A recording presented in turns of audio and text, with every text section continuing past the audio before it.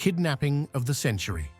One fateful night where fear and chaos intertwined with FBI calls and private conversations with Robert Kennedy. Frank Sinatra was on the brink of despair when his only son disappeared, and the house in Bel Air was filled with terror. What happened on that fateful night? What secrets lie behind this kidnapping? And how was it possible to bring the boy back alive? Immerse yourself in a story where every minute was a fight for life, and every phone call was a step towards uncovering the shocking truth. On the evening of December 8, 1963, a phone call rang in a house in the upscale Los Angeles neighborhood of Bel Air. The owner of the house, Nancy Sinatra, ex-wife of the famous musician Frank Sinatra and mother of his 3 children, was already asleep. Awakened by the call, she picked up the phone. It was the manager of her only son, Frankie, speaking to her. Frankie was 19 years old. He had followed in his father's footsteps and had already tried his hand at music. This evening, he and a musical group were performing at a club in Lake Tahoe. Frankie's manager informed Nancy that her son had been kidnapped. For Nancy, it was a kick in the butt. She walked in circles around the room, trying to realize what had happened. Pulling herself together, she made 2 calls to her ex-husband, Frank Sinatra, in Palm Springs, and to her oldest daughter, Nancy, in New Orleans. Nancy Jr. was at the hotel where her husband was performing that night. She was sitting alone in her room watching television. At that moment, she received a phone call from her mother. She quickly and briefly told her what had happened, explaining that there were 3 FBI agents at her house right now, and they asked her not to hold the line in case the kidnappers called.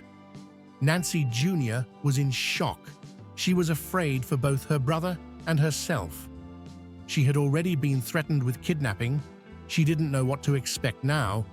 She immediately contacted her husband, and at first they decided to fly home. But then they realized that it would be safer to stay in the room and wait for instructions from the security services. Nancy did not yet know that the special agents were already in the hotel and were already looking after her. Frank Sinatra immediately contacted the Attorney General and family friend, Robert Kennedy. Robert had lost his brother just 2 weeks earlier, but on the evening of December 8th, he was ready to stay awake and throw all his energy into finding his son, Frank. When Sinatra called Robert Kennedy, he said, "Yes, we're dealing with it. 248 people are already working on it. We'll send more people tonight." As early as midnight, Frank met with the FBI special agent, Charles Bates. By this time, the phones in Nancy's house had already been bugged. Later, Frank called the FBI director, John Edgar Hoover, who advised him not to talk to anyone other than service personnel. There was another call from Robert Kennedy. This time, there was a private father-to-father conversation. Now, the details of the kidnapping are known. It happened at 9 p.m. on December 8th. Frankie had dinner with friend John Foss before the show. The following description is from John Foss. At 9 o'clock, there was a knock on the door. Frankie asked, "Who is it?"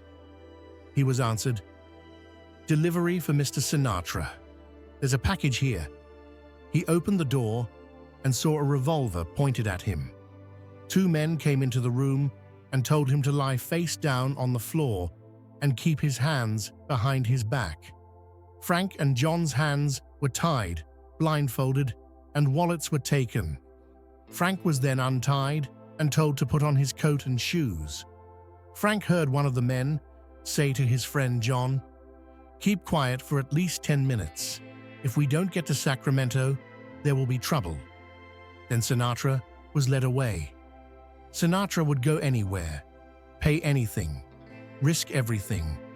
"The main thing is to get my son back alive," Dean Elson said.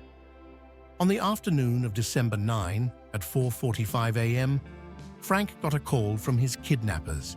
They asked if Frank would be available tomorrow at 9 a.m. and informed him that Frankie was fine, not to worry about him. The next morning, they called again. Here is a transcript of that call. Hello? Sinatra? Yes? Hello, Dad? Third voice. Frankie? Yeah. You all right, son? I'm all right. You warm?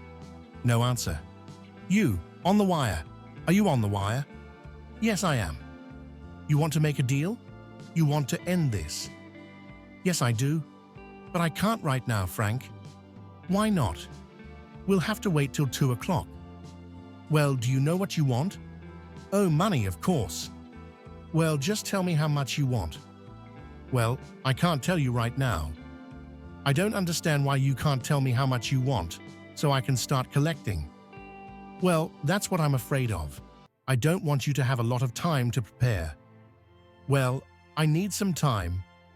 I know you do, but you know, don't annoy me. I'm getting nervous. I'll call you back in 2 hours. Can you call sooner? I don't think so. I gotta hang up now. Can I talk to Frankie some more? The call was cut off. The next call asked Frank to go to Ron's repair facility. When he arrived, it turned out that there had been 4 calls there already. The next call was to explain the terms of the deal to Frank. In Beverly Hills, a family friend, aka City National Bank President Alfred Hart, was already on hand. He collected the $240,000 the kidnappers demanded in small used bills. All day long, his men had been photographing these bills and putting them in a suitcase. Frank, Nancy, and their young daughter Tina gathered at Nancy's home in Bel Air and waited for the next call.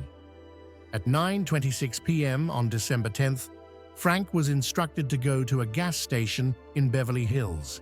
They called again and were told to send a courier with the money to the phone booth at the airport by 10 o'clock. Frank asked Hoover to send a special agent as courier to behave properly and not scare off the kidnappers.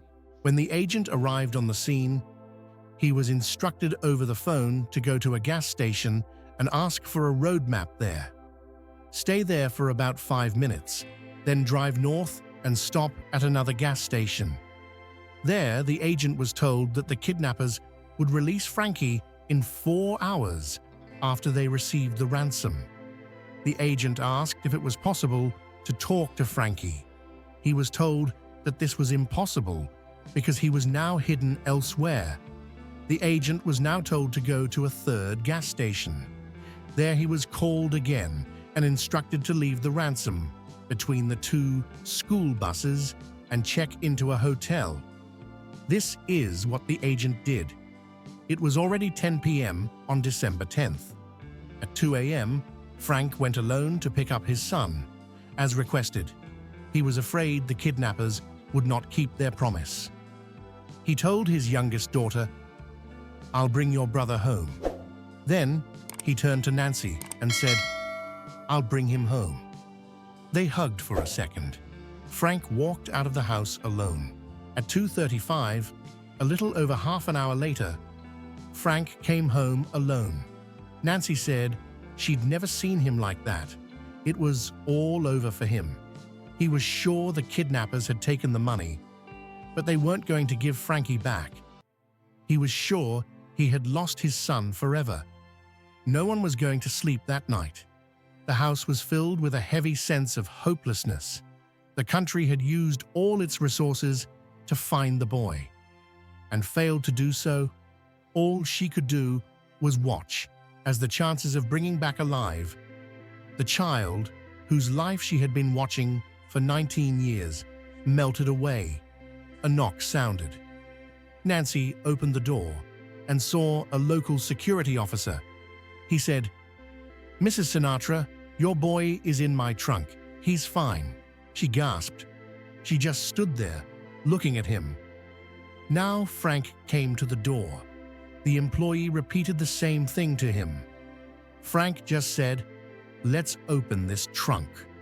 Frank, Nancy, the security officer, and 5 or 6 other people came out of the house, went to the car, and opened the trunk. There was Frankie alive in there. He looked at his parents and said, "Hi, Mom. Hi, Dad." Frank and Nancy started hugging and kissing him. Both Frank and the Mr. Jones who had brought him were taken home. Soon, Robert Kennedy called. He talked first to Frank, then to Frankie, only asking, "Are you okay, son?" and immediately asked him to give the phone to his men. Now that Frankie was home, the FBI got busy looking for the kidnappers. That same night, Frankie was interrogated for several hours. He detailed everything that happened after the kidnappers took him out of the hotel room. On December 8th, it snowed all day. The night was terrible, the wind bending the trees. Under his coat, Frankie had only pants, a t-shirt, and loafers. Shivering, he was thrown into the back seat and ordered to lie down. The kidnappers quickly ran into a roadblock. They removed the blindfold from Frankie's eyes and told him to pretend to be asleep. Frankie thought that his friend John wouldn't have gotten free and called the police yet, so the road post had nothing to do with him. It must have been put up because of the snowfall. Under threats, Frank complied. Afterwards, he was blindfolded again and given 2 sleeping pills. The kidnappers' car traveled in the direction of Los Angeles for almost 17 hours. Upon arrival in the San Fernando Valley, California, Frankie was placed in some house under the protection of a third accomplice. The first 2 went to get the money. Frankie was cold and very tired. At 10 o'clock, the kidnapper received a phone call from someone. He went back to Frankie and said, "We got the money, but there's a problem. One of the guys got scared and ran away. I better not let you go." Frankie replied, "Either you let me go or I'll kill you. If you want to stop me, you'll have to kill me. One of us is going to die anyway." Frankie managed to convince the kidnapper that the accomplices had ditched him. They would not return with the money and would make him a scapegoat. Frightened, the kidnapper drove Frankie to the designated spot. Already driving up, the kidnapper thought Sinatra might bring someone with him. Frankie convinced him that his father wouldn't do that. Eventually, he was released, although later than the agreed-upon time. He got out of the car and ran away, worried that the kidnapper might change his mind. On the road, he found a rock and stashed it in his pocket, the only weapon he could get his hands on right now. He walked to Bel Air, to his mum's house. On the way, he heard the noise of a car and hid behind a bush. By the time Frankie realized it was FBI agents, it was too late. They drove past. When he saw the next car, he hid again. He saw that it was a Bel Air patrol, ran out into the road, and screamed. The car stopped.